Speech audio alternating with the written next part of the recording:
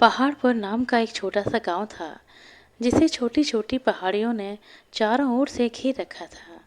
गांव की आबादी बहुत ही कम थी और यह गांव दूर दराज के इलाके में था। गांव तक पहुंचने के लिए एक छोटी सी सड़क थी और गांव के आसपास का ज़्यादातर इलाका बिल्कुल बंजर था। दूर दूर तक फसल और पेड़ बहुत ही कम नजर आते थे। गांव में सिर्फ एक ही बड़ा सा पीपल का पेड़ था। उस पेड़ की छाया बहुत ही घनी और ठंडी थी। गर्मी के दिनों में पेड़ की छाया में बैठने का बहुत ही आनंद आता था। लेकिन गांव का कोई भी आदमी उस पेड़ की छाया के नज़दीक जाने की हिम्मत नहीं करता। इसकी वजह यह थी कि पीपल का यह पेड़ गांव के एक लालची और कंजूस बनिए के घर की दीवार के साथ उगा हुआ था। वह इस पेड़ को अपनी संपत्ति समझता था और किसी को भी पेड़ की छांव के नीचे बैठने की इजाज़त नहीं देता था। गांव का धोबी जो सप्ताह में एक दिन बनिए के घर से गंदे कपड़ा इकट्ठे करके लाता और उन्हें धोकर सुखाकर कुछ ही दिनों में वापस दे जाता, उसके बदले में बनिया उसे कुछ रुपए दे दिया करता था। एक दिन धोबी ने बनिए के घर से कपड़े इकट्ठे किए और अपने गधे पर लाद दिए, वापस चल पड़ा। दोपहर का समय था, सूरज सिर पर चमक रहा था। गर्मी से इंसान तो क्या जानवर भी परेशान नजर आ रहे थे। सभी का बुरा हाल था। धोबी जब बनिए के घर से बाहर निकला तो उसने पीपल के पेड़ की ठंडी और घनी छांव देखी। भयंकर गर्मी के मौसम में वह ठंडी छांव देखकर धोबी का मन मचल उठा। उसने सोचा कि अगर इस पेड़ के नीचे कुछ देर आराम कर लूं तो मजा आ जाएगा। यह सोचकर धोबी पेड़ के नीचे आराम करने लगा। ठंडी ठंडी हवा में उसे जल्दी ही नींद आ गई और वह खर्राटे लेने लगा। ठीक उसी समय बनिया किसी काम से घर के बाहर आया। जब उसने धोबी को इतने आराम से पीपल की छांव में सोते देखा तो उसका पारा चढ़ गया। उसने लात मारकर धोबी को जगाया और चिल्लाते हुए पूछा, तुझे इस जगह पर सोने की इजाज़त किसने दी? धोबी बेचारा हड़बड़ाकर खड़ा हो गया। वह बहुत ही शर्मिंदा था और सिर झुकाकर कहने लगा, मुझे माफ़ कर दीजिए हुजूर, मैं थका हुआ था। गर्मी भी बहुत थी, पीपल की ठंडी छांव देखकर मुझसे रहा ना गया, इसीलिए कुछ देर इसके नीचे बैठ गया। न जाने कब मुझे नींद आ गई। यह सुनकर बनिए को और ज़्यादा गुस्सा आ गया। वह चीखने लगा, यह ज़मीन तुम्हारी नहीं है। सारा गांव जानता है कि यह पेड़ मेरा है। मैं इसके नीचे किसी को भी रुकने की इजाज़त नहीं देता। धोबी ने कहा, हुजूर, मैं आपके कपड़े बरसों से धो रहा हूँ। मेरे पिता भी आपकी सेवा करते थे। अगर मैंने 2 घड़ी आपके पेड़ की छांव में आराम कर लिया तो इससे आपका क्या नुकसान हुआ? अपने काम के बदले में मुझे इतना तो हक मिलना ही चाहिए। यह सुनकर बनिया अकड़ गया और कहने लगा, अगर तुम हमारे कपड़े धोते हो तो इसके बदले में हम तुम्हें पैसे भी देते हैं। मुफ्त में तुम यह काम नहीं करते। तुम्हें 1 घड़ी भी इस पेड़ की छांव में आराम करने का अधिकार नहीं है। इस दुनिया में कुछ भी मुफ्त नहीं मिलता। बनिए की यह बात सुनकर धोबी हैरानी से पूछने लगा, क्या आप इस पेड़ की छांव की कीमत मुझसे वसूल करेंगे? बनिया बोला, हाँ बिल्कुल, ठीक समझा। असल में बनिए को पैसे कमाने का एक अनोखा तरीका सूझ गया था। धोबी ने पूछा, अच्छा तो क्या कीमत है पेड़ की छांव की? बनिया बोला, अगर तुम पेड़ की छांव खरीदना चाहते हो तो तुम्हें 1,000 सोने के सिक्के मुझे देने होंगे। एक भी पाई कम नहीं लूंगा। इतनी ज़्यादा कीमत सुनकर धोबी हैरान रह गया। कुछ पलों के लिए उसने सोचा और फिर कहने लगा, यह तो बहुत ही ज़्यादा है। मैं तो इस पेड़ की छांव के बदले में तुम्हें ज़्यादा से ज़्यादा 200 सोने के सिक्के ही दे सकता हूँ। थोड़ी देर के लिए दोनों में बहस होने लगी।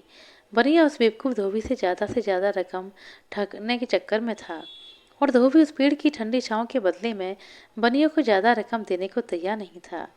थोड़ी देर बहस होने के बाद धोबी उस पीपल की छांव के बदले 500 सोने के सिक्के देने को तैयार हो गया। बनिए ने उसकी यह पेशकश कबूल कर ली। वह खुश था कि मुफ्त में भी इतनी बड़ी रकम हाथ लग रही है। यह भी तय हो गया कि कल गांव के सरपंच को गवाह बनाकर एक लिखित समझौता तैयार कर लिया जाएगा।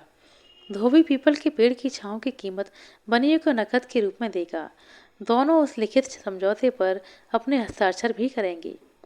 इसके बाद ही पीपल के पेड़ की छांव धोबी की संपत्ति बन जाएगी। सारा मामला तय हो जाने के बाद धोबी सोच विचार करता हुआ अपने घर वापस आ गया। दूसरी तरफ बनिया बहुत खुश था कि उसने धोबी को अच्छा बेवकूफ़ बनाया और एक मोटी रकम ली। यह रकम तो उसे मुफ्त में ही मिल रही थी। आखिर पेड़ की छांव की भी कोई कीमत होती है क्या? वह भी ऐसी छांव जिसके नीचे वह आज तक खुद और ना ही उसके परिवार का कोई सदस्य बैठा होगा। बनिए ने फैसला किया कि वह इस रकम से एक खेत खरीद लेगा। बनिए ने तो अपने विचार में धोबी को धोखा दे दिया था, मगर धोबी भी इतना बेवकूफ़ नहीं था जितना बनिया उसे समझ रहा था। धोबी ने बदला लेने के लिए अपने दिमाग में एक तरकीब सोच ली थी। घर पहुंचकर उसने अपने गधे को उसकी जगह पर बांधा, उस पर लदे हुए कपड़े उतार कर एक तरफ रखे और अपनी पत्नी से कहने लगा, सुनो, मुझे अपने सोने के गहने दे दो। मैं उन्हें गिरवी रख कर सुनार से थोड़ी रकम लेना चाहता हूँ। उसकी बीवी यह बातें सुनकर हैरान रह गई और पूछने लगी, इतनी बड़ी रकम की अचानक से क्या जरूरत आन पड़ी। धोबी ने कहा, बनिए के घर के बाहर जो पीपल का पेड़ है, उसकी छांव खरीदना चाहता हूँ। मैं इस गर्मी के मौसम में उसके नीचे आराम किया करूँगा। धोबी की बात सुनकर उसकी पत्नी को अपने कानों पर यकीन नहीं आया। वह सोचने लगी कि शायद उसके पति का दिमाग खराब हो गया है। क्या कभी किसी ने पेड़ की छांव भी खरीदी है? क्या पेड़ की छाया भी भला किसी की संपत्ति हो सकती है? वह धोबी को समझाने की कोशिश करने लगी, यह बेवकूफ़ी मत करो। इस तरह से तुम अपने गहनों से भी हाथ धो बैठोगे, क्योंकि दोबारा तुमसे पेड़ की छांव कोई नहीं खरीदेगा और तुम्हारी रकम भी तुम्हें वापस नहीं मिलेगी। लेकिन धोबी अपने फैसले से टस से मस ना हुआ। उसने अपनी पत्नी की बात को सुनने और समझने की कोशिश नहीं की। उसकी पत्नी फिर से कहने लगी, मेरी तो सलाह यह है कि जेवर बेचकर तुम कोई खेत खरीद लो, उस पर फसल लगाओ जिसे बेचकर तुम्हें ज़्यादा मुनाफा होगा और तुम अमीर आदमी बन जाओगे। धोबी कहने लगा, देखो, पहली बात तो यह है कि मैं एक धोबी हूँ, मुझे सिर्फ यही काम आता है। मैं रातों रात किसान नहीं बन सकता। खेत में हल चलाना, बीज बोना और फसल बेचना, यह मेरे बस की बात नहीं है। मैं 10 साल तक खेत में मेहनत करके भी उतनी रकम नहीं कमा सकता जितनी इस पेड़ की छाँव से 6 महीने में कमा लूँगा, और उसके बाद तुम्हारे गहने भी तुम्हारे वापस लौटा दूँगा। धोबी की पत्नी समझ गई कि उसके पति का इरादा बदलने वाला नहीं, इसलिए उसने और ज़्यादा बहस नहीं की। चुपचाप गहनों की पोटली लाकर अपने पति के हवाले कर दी। धोबी गांव के सुनार के पास पहुंचा। पूरे गहने उसके पास गिरवी रखकर सोने के 5 सिक्के उधार ले लिए। दूसरे दिन पहले से ही निश्चित किए गए समय पर सोने के सिक्कों से भरी थैली लेकर वह समझौते पर हस्ताक्षर करने के लिए सरपंच के पास पहुंचा। बनिया पहले से ही वहां मौजूद था। गांव के और भी बहुत से लोग वहां आए हुए थे। सभी लोग इस अजीबोगरीब सौदे पर हैरान थे। गांव में हर तरफ यह बात फैल चुकी थी कि धोबी ने पीपल के पेड़ की छांव बनिए से खरीद ली है। बनिए ने लिखित समझौते में पहले से ही लिखवा दिया था कि वह अपने पीपल के पेड़ की छांव सोने के 5 सिक्कों के बदले धोबी को बेच रहा है। उन दोनों से जो भी आदमी इस समझौते को तोड़ने की कोशिश करेगा, वह दूसरे आदमी को 1,000 सोने के सिक्के जुर्माने के तौर पर देगा। इस समझौते पर बनिए ने दस्तखत कर दिए, लेकिन धोबी क्योंकि अनपढ़ था, इसलिए उसने अपने बाएं हाथ के अंगूठे का निशान लगाया। सरपंच ने गवाह के तौर पर हस्ताक्षर कर दिए। वहां पर मौजूद सभी लोग इस समझौते के गवाह बन गए। धोबी ने फिर पेड़ की छांव की कीमत यानी 5 सिक्के बनिए के हवाले कर दिए। वहां पर मौजूद हर आदमी यही सोच रहा था कि बनिया बहुत चालाक है। उसने बेचारे भोले भाले धोबी को लूट लिया, क्योंकि आज तक ना तो किसी ने ऐसा सुना था और ना ही देखा था कि पेड़ की छांव भी बेची जा सकती है। उस दिन के बाद से धोबी की यह दिनचर्या बन गई। वह दोपहर से लेकर शाम तक उस पेड़ की छांव तले चारपाई बिछाकर सोया रहता। वह अपने गधे की रस्सी भी चारपाई के साथ ही बांध लेता। गधा बेवक्त गला फाड़कर चिल्लाना शुरू कर देता।